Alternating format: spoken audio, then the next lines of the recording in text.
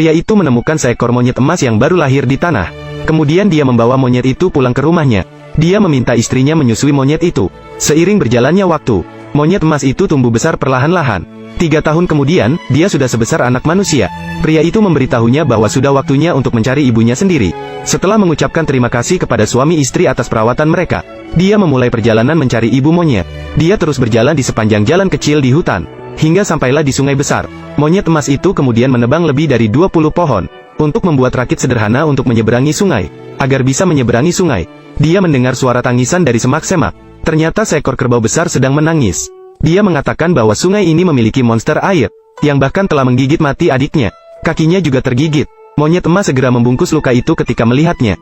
Kemudian kerbau berkata jangan sekali-kali menyeberangi sungai. Jika tidak, akan dimakan oleh monster air. Monyet emas langsung berkata, dia harus mengalahkan monster air sebelum menyeberangi sungai. Kemudian keduanya pergi ke rumah tikus bersama-sama, berharap bisa bekerja sama melawan monster air di sungai. Kedatangan monyet emas membuat tikus merasa rumahnya menjadi lebih hidup, lalu bertanya apa yang terjadi padanya. Monyet emas meminta bantuan tikus untuk melawan monster air bersama-sama. Tikus dengan senang hati menyetujuinya. Dengan cepat dia mengenakan baju besi dan menyelam ke dasar air. Dia memberitahu prajurit udang bahwa dia datang untuk menyampaikan pesan dari raja. Prajurit udang mendengar, lalu membawa tikus ke gua monster air. Ternyata monster air itu adalah roh buaya. Air misterius itu dengan meremehkan bertanya pada si tikus apa yang terjadi. Tikus menjawab bahwa dia memiliki seorang adik perempuan yang terlihat seperti bidadari, meskipun tidak terlalu cantik. Bertanya apakah air misterius menyukainya. Air misterius langsung senang mendengarnya, langsung menerima tawaran pernikahan tersebut. Namun dia tidak menyadari bahwa dia sedang terjebak dalam perangkap tikus. Pada hari berikutnya, tikus memperdaya air misterius untuk datang ke daratan, dan menghias ruangan seperti kamar pengantin. Monyet emas berpura-pura menjadi pengantin wanita. Saat itu, air misterius sudah tidak sabar untuk melihat pengantin wanita. Dia langsung masuk ke kamar pengantin. Monyet emas meminta air misterius untuk mengusir pasukan kerangnya. Yang pertama, saya takut melihat pasukan kerang. Biarkan mereka pergi. Kalian kembali dan siapkan pesta pernikahan. Saya akan kembali sebentar lagi. Cepatlah. Kemudian meminta dia untuk membawanya pergi menikah. Ketika monster air membungkukkan tubuhnya, tali rami tergantung di atap. Ketika monster air membungkukkan tubuhnya, sementara lembu besar di samping menarik tali dengan kuat, monster air ditarik ke atas atap seperti itu. Tidak bisa bergerak. Akhirnya hanya bisa mati lemas. Setelah krisis monster air teratasi, monyet emas mengucapkan selamat tinggal kepada lembu dan tikus. Naik rakit untuk terus mencari ibunya. Ketika dia berlayar ke tengah laut, permukaan danau yang tenang tiba-tiba menjadi bergelombang. Monyet emas berusaha keras mengendalikan rakit bambu.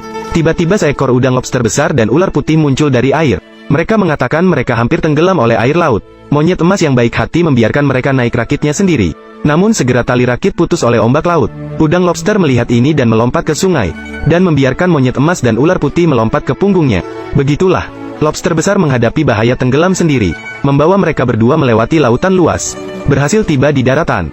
Setelah berpisah dengan ular putih dan lobster, monyet emas pergi ke hutan, melanjutkan mencari ibu monyet. Selama itu, dia bertemu dengan ayam jantan besar, kura-kura dan tikus, kuda putih dan hewan lainnya. Setelah percakapan yang mendalam, kuda putih menyatakan kesediaannya untuk mencari ibu bersamanya.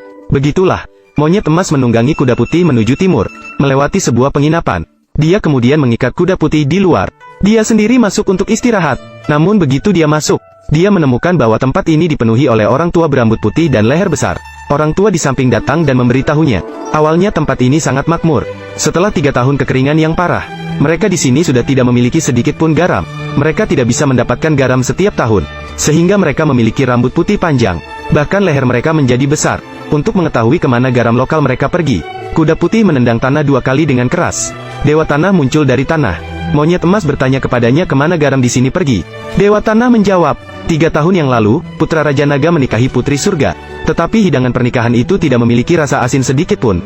Karena itu, Dewa Matahari terbang ke dunia manusia, dan memancarkan sinarnya ke bumi. Setelah dipanggang dengan suhu yang sangat tinggi, semua garam di dasar laut mengering, dan terbang ke tangan Dewa Matahari. Sejak itu, di sini tidak ada lagi. Mendengar ini, monyet emas segera ingin pergi ke surga untuk mencari Kaisar Jade. Tetapi ketika dia sampai ke surga, Kaisar Jade berkata bahwa Dewa Matahari mengambil kata-kata adalah izinnya, tetapi mengambil garam adalah miliknya. Setelah para prajurit surgawi selesai berbicara, mereka melemparkan monyet kera emas keluar. Monyet kera emas yang marah langsung mencuri garam khusus milik Kaisar Jade. Kaisar Jade yang tidak bisa makan garam. Lalu dia menanyakan kepada dapur kerajaan mengapa tidak ada garam. Dapur kerajaan mengatakan bahwa mereka juga tidak tahu kemana garam itu pergi. Bahkan beberapa hari tidak bisa makan garam. Rambut Kaisar Jade juga berubah menjadi putih. Lehernya juga menjadi lebih tebal.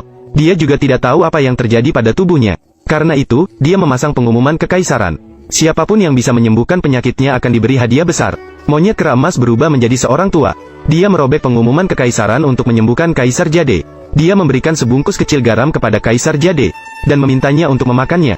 3 hari kemudian, Kaisar Jade benar-benar kembali bersemangat. Pada saat itu, monyet kera emas meminta jarum dewa laut dari Kaisar Jade. Kaisar Jade segera memberikannya kepadanya.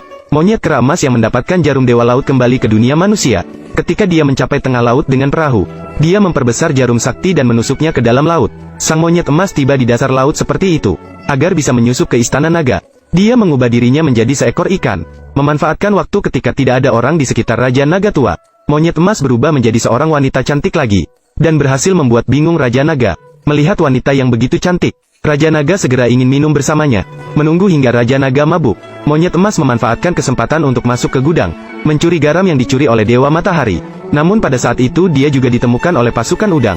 Monyet emas yang cerdik segera masuk ke kamar tidur Raja Naga tua, mengikatnya dengan tali. Dia sendiri berubah menjadi seperti Raja Naga tua, berjalan dengan angkuh keluar dari istana kristal. Kemudian menggunakan kembali jarum sakti, berhasil melompat keluar dari permukaan laut, dan melemparkan salah satunya ke dalam laut. Dari saat itu, air laut menjadi asin.